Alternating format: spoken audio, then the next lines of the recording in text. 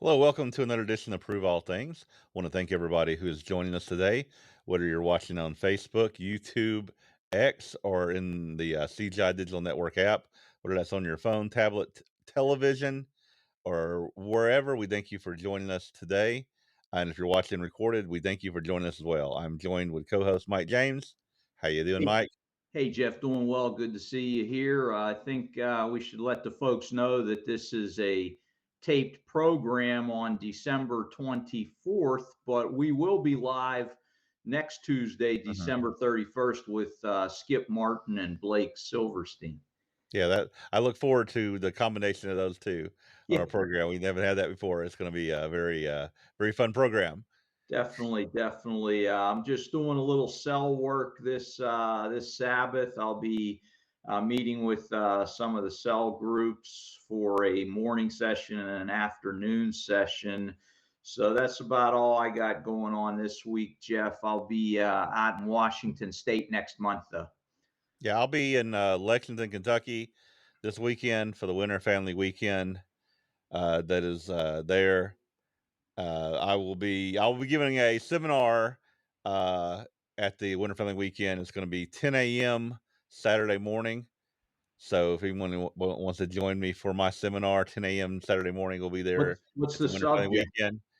Critical thinking for Christians. Oh, hey, that's a good one. I said, you know what? It's a good one. I said I could probably do that on the program too, as well in the future. Yeah, I'd really like to talk about that for sure. Yeah, so critical thinking for Christians, and then my wife has one right after. And please don't ask me her topic because okay, I know what it is, but I can't remember it just right off the top of my head. Okay, no worries, man. No worries. Yeah. Hey, glad things are going well with you. We are going to bring in our guests this week, and definitely they are a guest from I don't know if it's the furthest distance we've had, but pretty far distance from us. How you doing, Tim and Richard? How you doing? Hi guys, we're doing well. How are you doing? Doing great. Good. Glad to have you guys. I know we were going to have you a while back, but we couldn't get you at that time, so it's good to have you back here today. Great to be here, and thank you for the invitation to be on here. We're very excited. Yeah. So where are y'all at today? Where are y'all located today? We're in London. So London. yeah. Tim's had to take a flight over the ocean from Sweden originally, so come to the studio in London. Okay, wonderful. So that's a little bit different in our time zones, but I'm glad y'all are joining us today. So if you could, each of you give an introduction of who you are and how you came into the church, or what your background is in the church, and then if you could get an introduction to what we see on the back of the screen there, the ICFWP, exactly what that is as well. Sure. So I'm born and raised in the Worldwide Church of God. I grew up in Stockholm, Sweden, and and you're Tim. Let people know you're Tim, right? Yeah. My name is Timothy Stahle. Okay. Born and raised in Stockholm, Sweden, and lived there most of my life. I lived a few years in California, but raised up in the church. But my youth, I went kind of 180 degrees away from God and the truth, and found my way back in my late 20s. And it's been a growth journey ever since. And got baptized in 2013. So I'm a member of what's left of the Worldwide Church of God in Sweden, essentially. Yeah, and so Tim and I born similar times. Luke's going to be deceiving, but I'm about 41, so I'm a kind of 80s baby. So I got 3 years of Mr. Armstrong, so born into the Worldwide Church of God. But when all the changes happened in the 95s, the kind of the big changes, I was about 11. My parents decided to remain within the Worldwide Church of God that then became Grace Communion International. So my kind of dieting or my spiritual development and growth and kind of repentance happened within the original Worldwide Church of God that became Grace Communion International. So believe, what we had always taught in the Worldwide Church of God, but remained within that faith community up until recently when GCI have gone fully onto Sunday, so no Saturday services facilitated. And so with my faith community that I connected with just outside London in a place called Watford, we gather together each week independently, non-affiliated and non-incorporated, and still remain true to what was taught back in old worldwide days. So that's my trajectory too. All right, good to hear that. So y'all are some of the the holdouts of Worldwide Church of God or Grace Communion that just keeping the Sabbath all the way up until they had to kick you out. Yeah. Hey, real quick question, just off the top of what you guys said there, but with Timothy, one thing that intrigues me is people that grow up in the church and then leave, and then some come back, I should say. What was it for you that brought you back, and what made you kind of drift away for a while? Because this has come up a number of times in some interactions I've had with people. Mm-hmm. Well, yeah, it's obviously a very complicated story, and I'm going to try to narrow it down a bit. So, sure. Yeah, I mean, I went through a lot of difficulties in my youth. I had some emotional issues that I hadn't really worked out, and became distracted with worldly pleasures. And yeah, it took me down a very, very destructive path.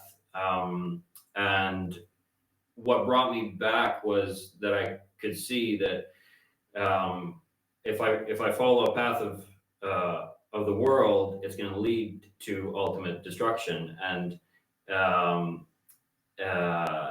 you can maybe manage in the world,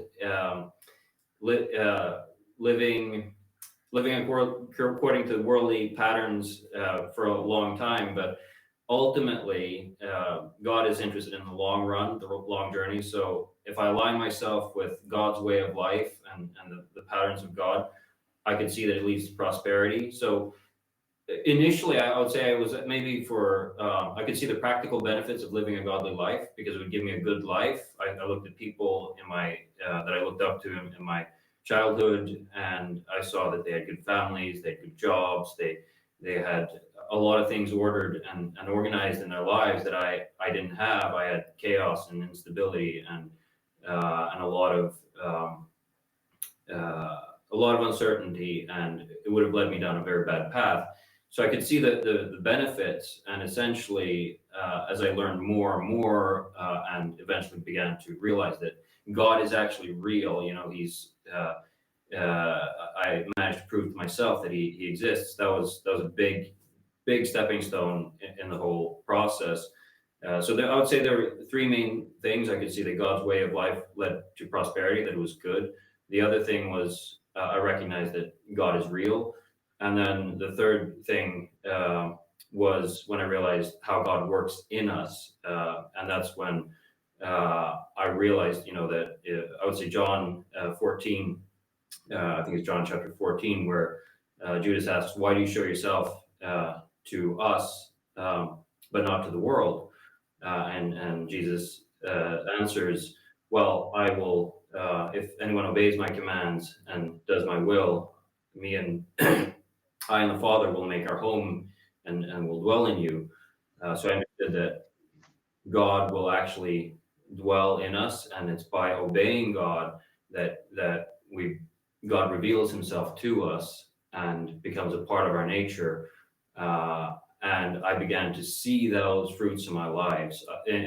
I could see that it led to transformation in me. I could see that it led to positive change. So God became real to me in a very powerful way. And it's been a long, long journey since then. Best choice of life. Thanks for sharing. Appreciate that. Yeah, definitely. It's always good to hear. You know, you're back, so that's good. So that's always congratulations. You came back. Thanks. Been so y'all are with this organization, the ICFWP, that I see there on the wall. And are you the only two members of the organization, or are there others? What is? Just give us some background about what ICFWP is. Sure. So we're definitely more than just the two of us. You probably see a lot of pictures of just the two of us, but it's actually we have a large network of different speakers, which are kind of core to what the ICFWP is and does. We host excuse me, we host regular events that are on Zoom and YouTube, so that brethren can come together and learn from different speakers within the Church of God. So we have a number of different speakers, and I would say that's the core of our volunteers. We also have a social media manager, Christine. She does an excellent job with all the artistic aspects and social media. Then we have a board of 6 people. So I'm the chair. Richard is on the board, and then we have 2 other, 1 minister, 1 elder, Jonathan Reedy, Carl Frederick Oos. Carl Frederick is my childhood pastor. I've known him my whole life. He was the one who baptized me. And then Sheree Fox, who's both our events coordinator, but she's also our secretary on the board. And we have Anthony O'Connor, who is our treasurer on the board as well. And so how did the organization come together, and what's the mission statement, or what are you guys doing with this? Yeah, so our mission statement has changed slightly over the years, but essentially it's the same. We are an events organization, but we have transitioned quite a bit over the last couple of years. And maybe you could pull up the PowerPoint. So we actually started out as a events organization that hosted events in VR events in a virtual model of the Millennial Temple. And the purpose of that was to give God's people a simulation of the future. We wanted to invite people into the virtual house of God and basically create a simulation of Isaiah 2:3, where all nations will come up to the house of God. They'll come up to Jerusalem, to the temple, to learn about his ways. Mm-hmm. This teaching from Jesus will fill the earth, and the law will go forth from Zion.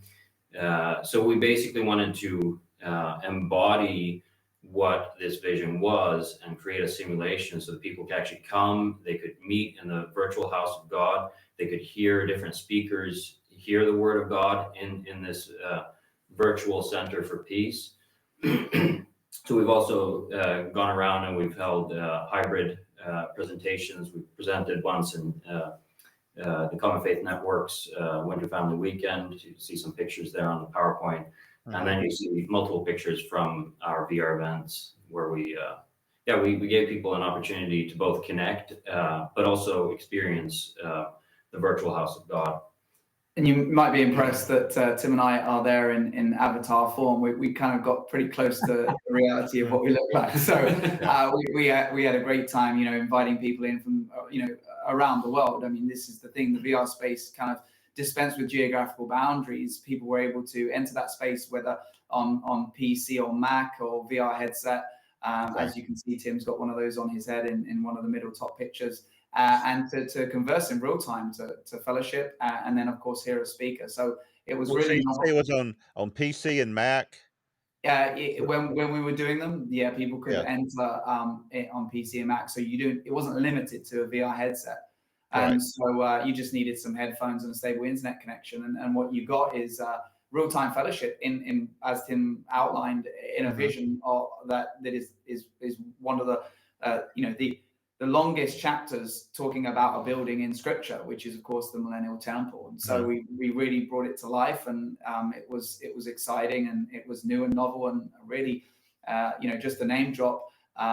Brought Leroy Neff's studies on the Ezekiel Temple and what he presented back in the day in the magazine Tomorrow's World, brought that to life. So that was very exciting. It's very interesting. Who came up with the idea to do that, and do you guys have some background in that? Yeah, that's an interesting question. So it kind of emerged out of a conversation we had back in 2017. We were I was about to move to California back then, and we were just talking about how we could use our skills to help serve the brethren and serve the church. And we basically just had a conversation about how we could, what we could have. And Richard asked what skills I had, and I told him that I work with building designs. I've transitioned a lot since then, but at the time I was working with building designs, and I could create 3D models of buildings. And Richard's, well, that's a curious idea. Is there any way you could use the skills for the church? And I said, why not create a virtual model of the temple? And I was thinking Solomon's temple. And then he said, hey, why not go for Ezekiel's temple? And there we were, and we started discussing, do we have the skills and resources to be able to pull this off? And we started checking in our network, and we had a few people in the church who knew design technology. So within about 24 hours, we had a team that could pull this off. And we talked to our minister, and he loved the idea. So he asked if we wanted to present for the feast. And we got 2 invitations that year to present at 2 different feast sites. And it was very raw in the beginning. We basically didn't have, this was just as VR was coming out. So when it was just coming out, they had these cardboard boxes so you could stick your phone in, and it would have little glasses and cardboard box goggles. So we basically had a very raw sort of minimum viable product that we presented to the brethren, and they loved it. So we decided, how can we use this to serve the brethren? And the ideas kind of rolled on, and we decided, well, we need a formal organization for this, and we decided, it would be really cool if we could invite people into the virtual house of God and have events. And that wasn't even actually possible at the time we were discussing it, but only the technology was so new that only a year later or so it was actually possible to meet in these VR spaces and connect with people with avatars. Wow. Hey, so let me ask a question. What happened? Why is it no longer available? Short story is Microsoft bought up the platform that we were using, the social VR platform called AltSpace. They bought it up, and then they basically shut it down. They said, we're gonna sort of pick it apart, and we're gonna do our own thing with it. So it was a big blow to the VR community, and we had built an organization based on this. So we were kind of it was a hard blow, but we also saw a growing need in the church just for events. And it was also, to be honest, it was a barrier for a lot of people, especially in the church where we have a very elderly population. Zoom is a bit of a step for some people, but sitting in an event with VR avatars was an even bigger step. So generationally, it was hard getting people to engage. There was a very niched few people who thought it was really cool, but and most people thought it was cool, but did they really want to consistently meet in these VR events? That was it was a little bit too niched for the time, and it may be something we take up again. But for the time being, we don't have a platform, and we saw an emerging need in our church community, because we are basically what's left of the Worldwide Church of God. So there's for the audience, I don't know how familiar your audience is with what's happened in GCI. So Worldwide Church of God made the changes in '95. And basically since then, they've gradually become an evangelical church that now goes under the banner of Grace Communion International. And there's been a segment, a fairly large segment, especially in Europe and the UK, that have held fast to Armstrong's teachings, that still keep the Sabbath, still generally, on a broad level at least, but most of them quite specifically hold to Armstrong's teachings on the Bible and doctrines. And a lot of people, for maybe two main reasons, have remained loyal to GCI. Nuanced reasons, of course, but two broad reasons why. And I don't know exactly if it was 2 or 3 years ago, but the president of GCI decided that no, we're not going to provide Saturday services anymore. Europe was kind of Europe and the UK was kind of an anomaly. Yeah. So they forbade, they banned basically ministers from teaching on the Leviticus 23 holy days and on the Sabbath, and that basically was a push for a lot of people. That was a step too far. So we have been very independent in Scandinavia all these years, but they basically left us. They don't want anything to do with us. So we're basically intact. We haven't, in Scandinavia, we haven't been that effective, but we're very much on our own. I'm one of 5 brethren there, 5 or 6 brethren. So we're very few in Sweden. The UK is a different story, and you probably want to share that. Yeah, the UK, I mean, I would say 5 or so years ago, we had about 38 congregations still meeting on Saturday under the organizational structure of GCI. And so it was a different situation. There's kind of quite a critical mass in the UK. But equally, we did see the writing on the wall. We saw what was coming, and so we saw an emergent need that certainly in our own kind of relationship networks, the corporate structure, there will be a need to have events like Tim was saying, where we had to leave the VR space, but have Zoom and YouTube live streams where that would facilitate connection and a message on Saturdays if, for example, people wanted to meet in houses or not join another corporate entity in church. And so we saw that need, and maybe we'll get into this, but we saw also telescoping out, looking at the Church of God and its family tree, multiple different organizations, multiple different corporate structures. And we have friends in all of those, or many of those organizations. And we saw an opportunity for these events to be a chance for communities of the Church of God to come and connect, fellowship, and learn about God's plan for world peace. Certainly a message that all of us resound with, all of us buy into, and all of us look forward to.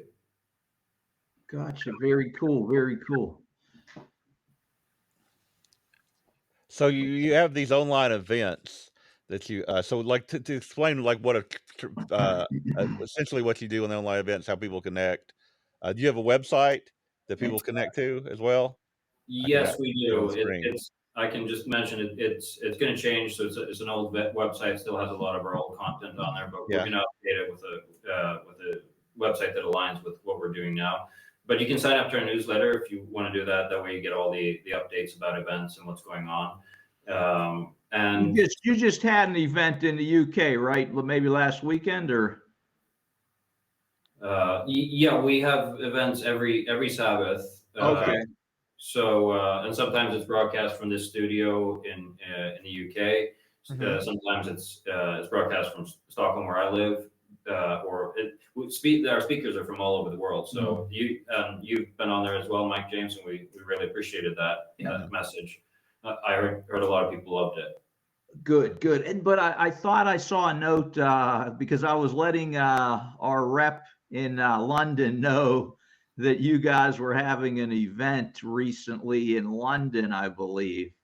Maybe around. Maybe, yeah. So there's actually interesting, this might be a side topic, but there's a couple of events that are promoting cross denominational fellowship. So that may be what you're hearing about, not specifically connected to the ISFWP. So God event in London. In fact, I think Kevin, who I think you connect with. I believe that he knows Jeff. I believe so. Maybe that that's it. So I actually saw him at that event on Saturday. We went there, and it was an event to invite different Church of Gods in. The president of United Church of God, Rick Shaby, was there to speak. So that was a great coming together. And Tim came over for that. We wanted to be here. We were very much for and promote and are attuned to initiatives and activities that create cross-denominational fellowship, bearing in mind we believe 99% of the same thing. We are a spiritual family, and albeit in these different silos and pockets around, anything that promotes that cohesion and that coming together, I think is positive and good, and maybe we can get into that and why that is and what the future holds. But yes, there's also another event on the 4th of January that the faith community that I now, independent connect with, which is basically those who wanted to keep Saturday, in the area where GCI left, is having a cross-denominational event. We're having a social on the 4th of January. And that's gone out on the network, and we're inviting anybody from the Church of God and it will be a great time to connect. And so those are in-person events you're talking about there? Yeah. But you said those events aren't sponsored by your organization? Well, actually, the Adam Hall one and the 4th one is sponsored financially. Okay. Great. We provide support for that to happen, but more so, we're all for those events. Right. So we'd be happy to promote them. It went out on one of our newsletters, and so getting into maybe the mission or talking about that is very much what we're about. We see these Zoom events, these live streams, and more as the future emerges, these in-person events. Promoting cross-denominational fellowship and connection as key to the future life and vitality of the Church of God. Sorry, you may just want to clarify as well that Allen Hall is, you maybe mentioned that, but Allen Hall is independent, so it's not necessarily an ICFWP activity.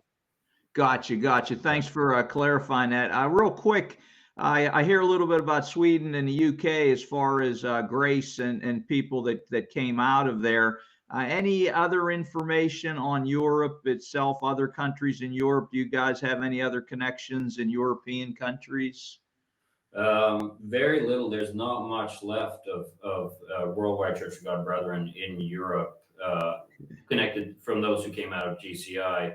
There are a few brethren in Norway and Denmark. So my minister, Carl Frederick, lives in Norway with his wife, and then we have a couple in Denmark, and then there's a few people in Holland. And then we have an elder who comes and visits us as well. He lives in France, Jonathan Reedy. He's also a board member. Both him and Carl Frederick are board members. Gotcha.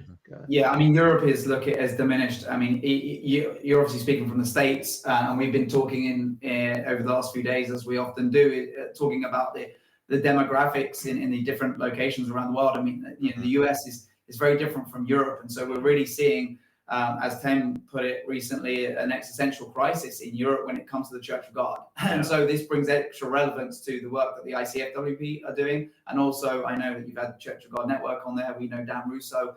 And so I think there's a real need and a real landscape to navigate in trying to say, well, if God is going to have a presence in Europe, what is the Church of God doing? And how are we going about that to ensure that we have critical mass, but to ensure that we also have people trained up to serve and to help and to stabilize things. And sorry, you were going to ask a question. Real quick, and then I'll let you go, Tim.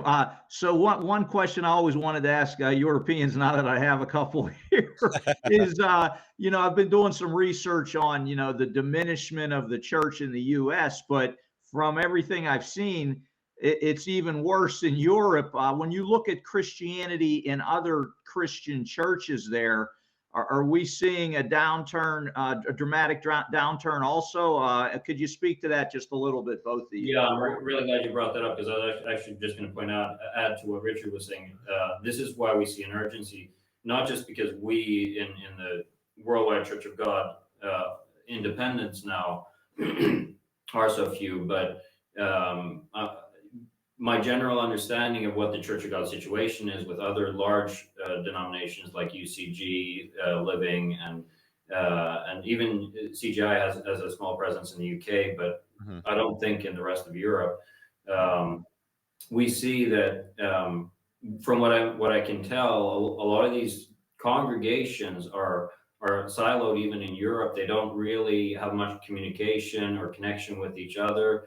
There's an aging membership, there's aging ministry, there's no new people coming in, and it's really unsustainable. I mean, for us in our generation, we're going to have a massive challenge because, you know, I personally, I've seen nothing but death in my congregation my whole life, and you know, we're going to have to. This is the raw truth and the brutal truth. You know, we're going to have to bury a lot of people, and that's a heavy burden for our generation. And especially if we don't have each other. So we're actually, there is a sense of urgency here. And I think the Church of God in Europe really has to collaborate. And I also communicated that to Rick Shapey when he was over in London last week. Yeah, and to follow up on that point, I do think the demographic trajectory of the Church of God, Tim just outlined, you know, and Tim shared, is reflected in Christendom and in Europe. A very well-known national magazine called The Spectator, you may be familiar with it, in the UK, about 5 or so years ago, published an article that if the current trends in the UK of people stepping away from institutional Christianity, going to church per se, continues, that Christianity will be dead in 2067. Wow. No, I don't think that will be the case, but this is the trajectory. I mean, the last census that we had in 2021, you had the first time that people identified as Christian, as in tick Christian on the census. And then we're talking about cultural Christians. We're not talking about people who actually go to church. Fell below 50% for the first time, 49%. Wow. And so there's a huge cultural shift. Now, there is a caveat, which I'll get to in a moment, but there's a huge cultural shift. People are stepping away. I think either 1% or less than 1% go to church regularly in the UK. And, you know, you've got the Church of England there, but you know, institutions and views and trust in institutions are all-time low. Anyway, I think we see that in the US as well. There's a kind of real incredulity towards that. We have shifted into a post-truth world. Postmodernism and truth as a relative discipline is very much in the psyche and the mindset of today's generation. So when you stand up and say, by the way, the Bible is truth with a capital T, people just don't buy into it. Now, the caveat is this, and we actually wrote a newsletter on this recently, is that I see, and you may see, there is a shift a little bit back, it would appear, with younger people, certainly in America, and this is probably why Trump got in, are leaning towards more conservative values. And there's a cultural Christian or a cultural Christianity that seems to be emerging because of high-profile social media personalities or social commentators seem to be buying into some of the kind of core concepts and ideals and ideas of Christianity. You know, the most famous, of course, probably Jordan Peterson, but you have Russell Brand in the UK, who's, you know, recently converted to Christianity. So you have these key figures. So I think there's a swing back to cultural Christianity, but it's certainly not the Christianity that we would necessarily buy into, but not actually institutions, Christendom as a whole. So I do think we know Europe is going to feature in prophecy in the future. And I do think there has to be the masses have to be ripe for the picking, so to speak, to kind of maybe get on board with maybe a kind of politico-religious revival of the Roman Empire, et cetera, et cetera. Yeah, you wrote, one of you wrote something about that in one of your newsletters a while back, right? There was something along the lines of what we just discussed. Yeah, absolutely. So the rise of Christianity, and that was. Can that be found on your website if people are interested in it? Actually, it's a newsletter, so it just goes out to those who are signed up. Okay. A one-off thing, but yeah. If anybody requests it, we could set it to them. Sure. But you know, I think the cultural Christianity, not to take the podcast in this direction, will lead to a readiness of the masses to receive maybe a religious message, a false religious message, without the previous biblical literacy that maybe the common person had a half a century ago, where they might be able to say, wait a minute, I'm not too sure if I'm going to buy into this because I know a little bit about the Bible. I think culture and society has a lack of biblical literacy, and I think if they are going to be more spiritual, that they may be ripe for the picking and to hear something which sounds right but actually is deceptive and going to lead them in a direction. So y'all talked about, about burying the elderly, the people as they get older in the Church of God. Is there anything going on in Europe as far as, is there any growth at all? Is anybody coming in, or do you have any kind of plans for evangelism or ways to reverse that? So that actually brings me back to my original point. So from a personal perspective, from what in Sweden, not really. Hmm. I mean, we're 5 people, Right. and maybe there's been a little bit more connection in recent years with Hmm. previous members who may have dropped off, but no new people coming in really, and from what I've seen so far, no growth. So that is actually brings me back to the urgency of the situation, because I see if we're in silos and there's no collaboration across these Church of God organizations, and these congregations are aging and the ministry is aging, there won't be enough workers, but also we are stronger together if we lose that critical mass. When we have the critical mass, we have something to work with. If we lose that critical mass, we have very little to work with. So I think this is again the urgency of the situation. We really have to start working together to build up the church so that we have a more vibrant community. I mean, we have to have a community to offer if someone wants to be a part of the Church of God, and that's why it's very easy to travel in Europe across different countries. So we could easily have cross-denominational events. And I think the main issue a lot of people could have with that is, well, where do you send your tithes? Are you setting up a church? And we're not a church organization, because we support cross-denominational fellowship. So by definition, we can't be a church. We don't take in members, but you can still fellowship with other brethren and still maintain your organizational loyalty and integrity. So this is something we feel very strongly about, and I think I was very pleasantly surprised to see how well that works with the Common Faith Network, and I would love to see more of that in Europe. Yeah, the Common Faith Network, the CGI, participates in is a part of. There's a lot more younger people in that network, that coming together. 'Cause I guess you have to have somewhere for the younger people, and people with families with children to come together, and it seems like that's what's happened in the United States. I see like the Common Faith Network is a place where a lot of young people have come together, and I see like a future, and it's kind of hard to imagine what the church is going to be like in 20 years. I Yeah. know Mike will be in his 80s, I'll be in my 70s, and that's only 20. That's not long ago. That's not long. Yeah.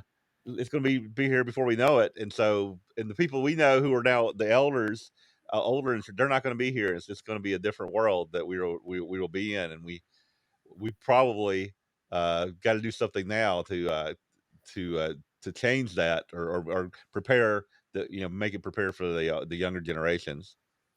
Yeah, I mean that you mentioned there, Jeff. I mean, a real issue. I guess every corporate structure and every independent organization is facing this. Is that the ministry that maybe came out of worldwide, whether it was in the 70s with Garnet Ted or later on, what you have is that strata of highly skilled, highly taught, well-established ministers who are able to basically create and set up churches. In fact, one of the fascinating things I consider about the Church of God is, we were so good at educating people. We created these people who just multiple leaders who could then actually set up their own churches. We were an elite organization that was able to do that. And that the number of splits is a testimony to how well we prepared and trained people. And so that generation, that ministry now is in the latter season of life, as you've been talking about. Yeah. And what is behind that? Have we actually poured into that next generation to then even be in a position to look after, attend to the sheep, and actually preach the gospel. And just to kind of extend that point slightly and loop back to your question, I don't know of any corporate organization in the Church of God that's growing in the UK or Europe. I think even what we heard from Rick Shaby and United, they're open to creative ideas. The reality is, in the last 30 years, we've gone from a cutting edge organization that was the first on radio, the first on TV, had 8 million paid truths. And of course, as in your history, Garner Ted, who was, on Time Magazine, you're just an incredible, gifted, talented preacher and speaker doing campaigns around North America. We have, in the last 30 years, been so focused on protecting our identity because we've had all of these splits, holding on to members. We've become insular and introverted in the way we look at things instead of looking out. And we're 30 years behind how to best connect with the mindset of the average person on the street. That's both in the medium we use, the technology we use, and the way we preach and teach, because people do not connect with the message that Mr. Armstrong, or the way he taught. Nowadays, we live in a post-truth world, as I referred to earlier. So we are facing a dual problem when it comes to growth. Number one, we don't necessarily have the manpower or the human resources with the skill and talent necessary. And we don't necessarily have the mindset or the perspective or the approach or the angle that grabs people's attention. And so we've been sleeping for 30 years. Maybe not the case with CGI. I know that, you came out in the 70s and you've kind of been a little bit of a different path than others. But broadly, we're in the same place. We're doing catch up because all we were focused on was maintaining organizational integrity, holding on to members, and trying to maintain our sense of identity through the doctrines when all the changes happened. So that's what I see as a major problem. Will that shift happen? I believe the Church of God, the gates of hell, will not prevail against the church. Right. Yeah, you said a lot there that I agree with. And one thing that I think that is occurring right now, I'll ask you guys to comment, is I believe that the church is in a transition period. That I'm totally with you that there was a great work that was done, and then the leftovers of that work just continued with that leadership, and it broke into a number of pieces. But I think there's something is coming. I don't know what it is yet. But you're right. We are not having the impact that we did before because the world is completely different 30 years ago. And it's changing so quickly. I don't know how you keep up with the technological changes that are occurring and stay ahead of it. But something needs to give somewhere. And I agree with you. God's going to make it happen.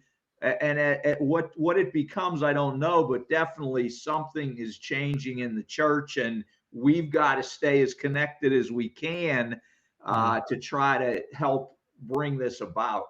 I think the greatest place we see growth in our church, and probably in most churches, guys, in Africa.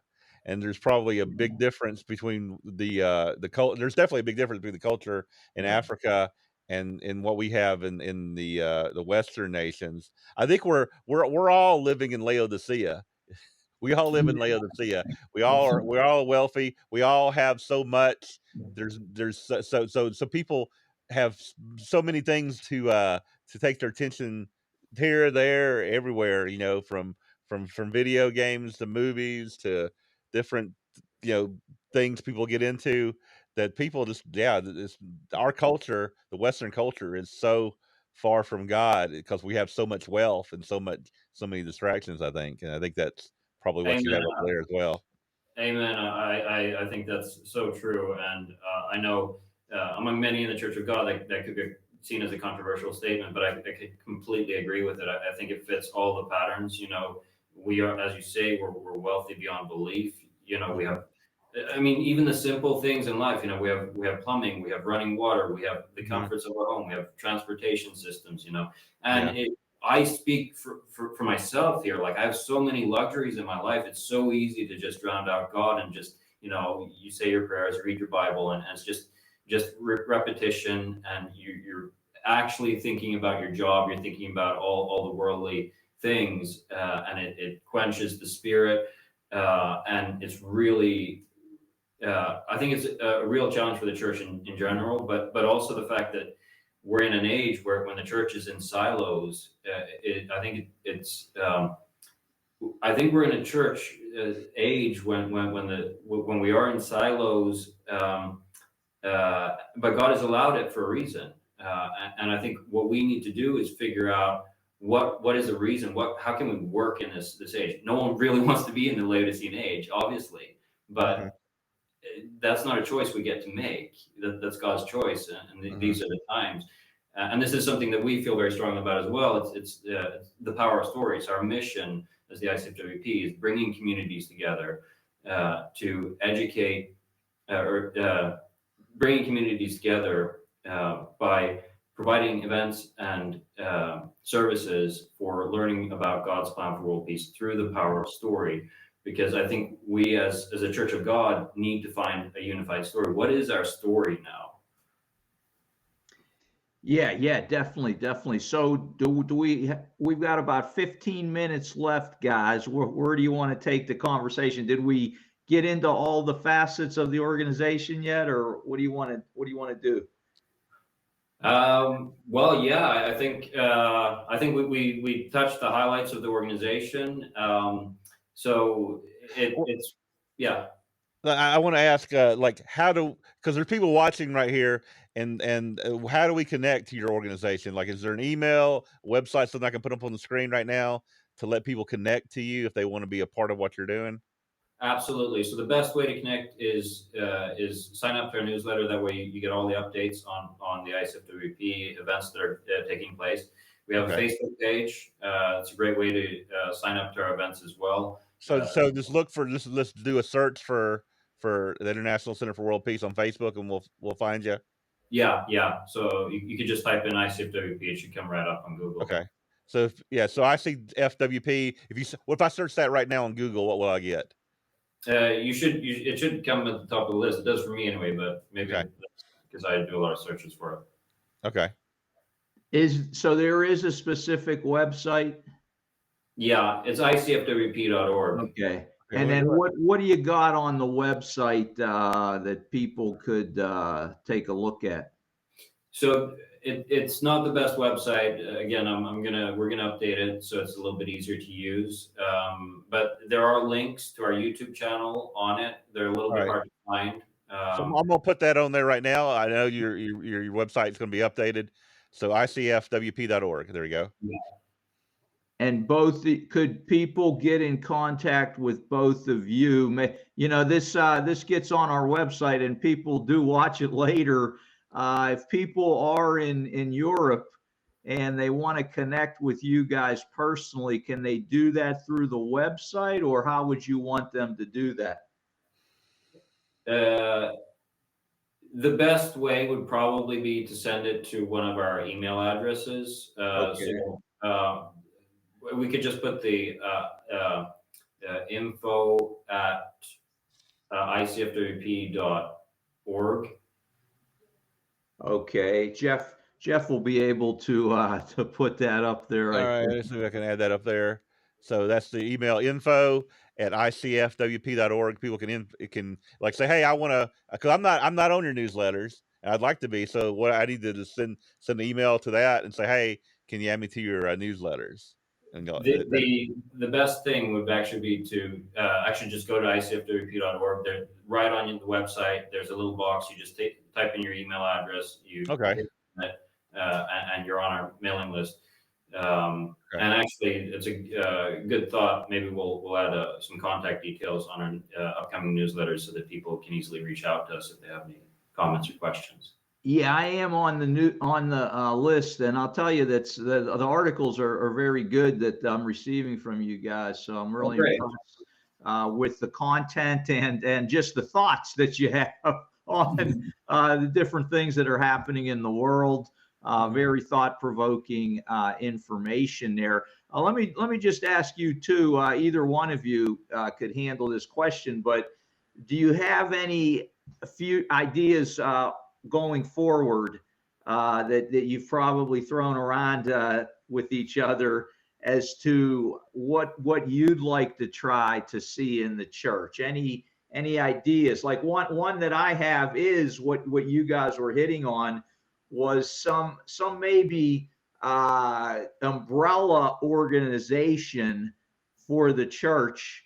And I know that Common Faith Network is kind of an umbrella organization, but I mean maybe even larger than that, that is trying to encompass everybody who wants to be a part of it, where we would not lose the individuality of each organization, but that we have some kind of clearinghouse, some type of general organization that assists everybody else. Maybe this group is focusing on that, and everybody could go to them for this. Like with Common Faith Network, they're creating a Common Faith Academy where they've got a number of classes people can take. I've created a couple classes for them.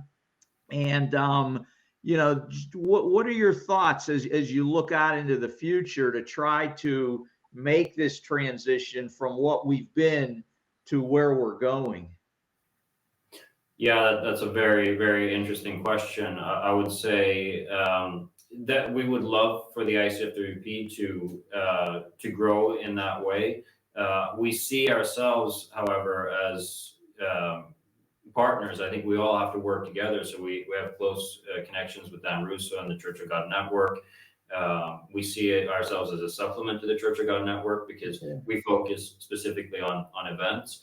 And similar to Common Faith Network, but we're happy to collaborate with Common Faith Network. And I think we have to work together because there's no reason that one organization should do everything. There are resources, and we're very happy to collaborate with anyone who wants to collaborate with us. And from my perspective, just to add to those comments, when we think about the future, we don't always know what is going to happen. We certainly know the gates of hell will not prevail against the church. We certainly know the Great Tribulation is coming. We certainly know that God, the church, the body of Christ is Christ's body on earth and should operate as if he was living on earth. So preaching the gospel is always a priority within the Church of God.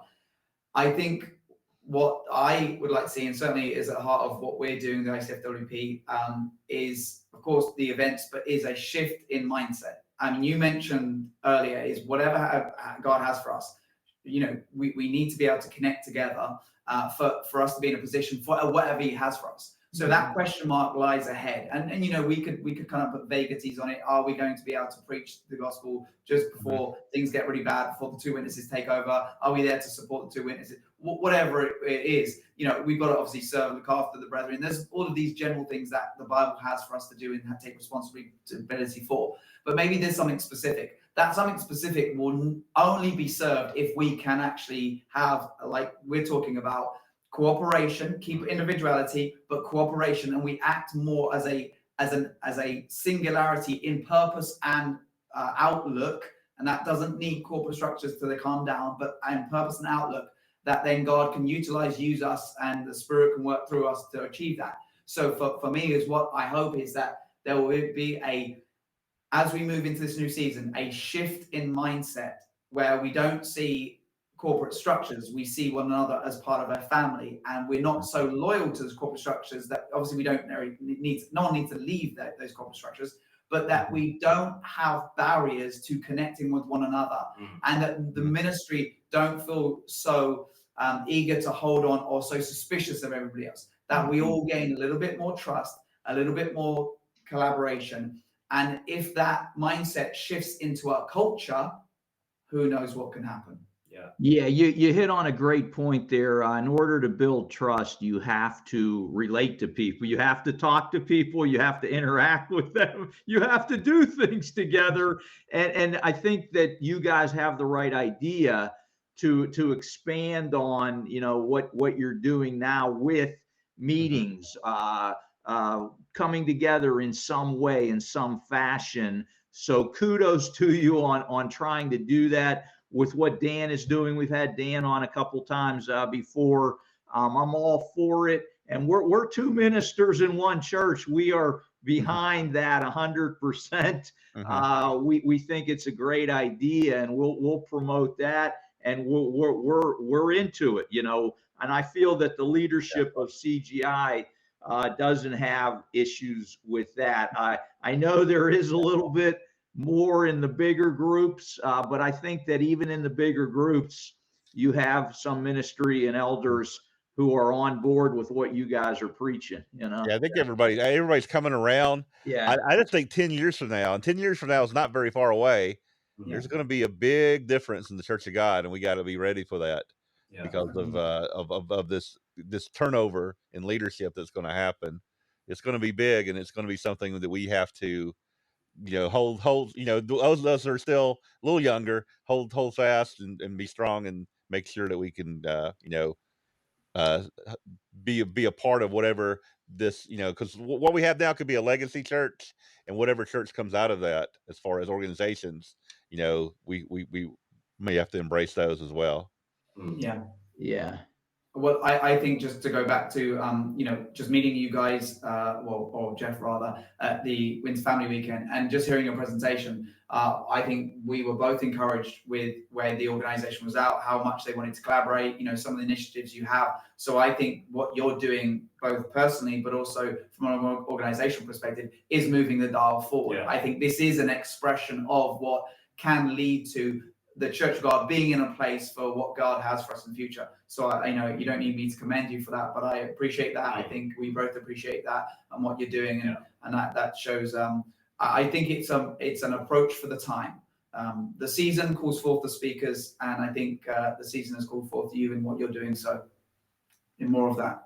Yeah. Well, thanks. And again, same back to you, but we've got a couple minutes left. Yeah, we got to finish up in a couple of minutes since this is recorded, and we got to keep it under 60. So what do you want to ask him, Mike, in the last couple of minutes? Just any final thoughts both of you have on anything else you'd like to say to the audience? Yeah. Well, I think Richard expanded very, very well on what our vision is, and that's exactly what we would like the organization to become in the future, to be a Church of God community that learns, fellowships, and collaborates regularly across denominational boundaries. So this is what we'd love to see. We love the work that's happening now in the Church of God. It really feels like a new season, and we just all have to work together to continue the unity, building unity and relationships across denominational boundaries. So very excited about the future. We have challenges ahead, but we got to prepare for them, and I'm looking forward to whatever the future holds. All right. Well, thank you guys. Any final thoughts, Richard, or you just with Tim?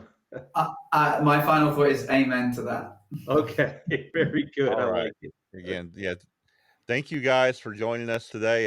Definitely, I've learned a lot about your organization, and definitely going to go sign up for your newsletter and see what are ways we can be participate as far as CGI goes, because we try to do all we can to bring people together, and hopefully it looks like that's what your mission is. So again, thanks for being here. We got to end this right now because we're getting up on the 1 hour mark. So again, I thank you, and we'll see everybody who's watching next week on another edition of Prove All Things. Goodbye. Thanks, guys. Thanks, guys. Bye. Thank you. Bye.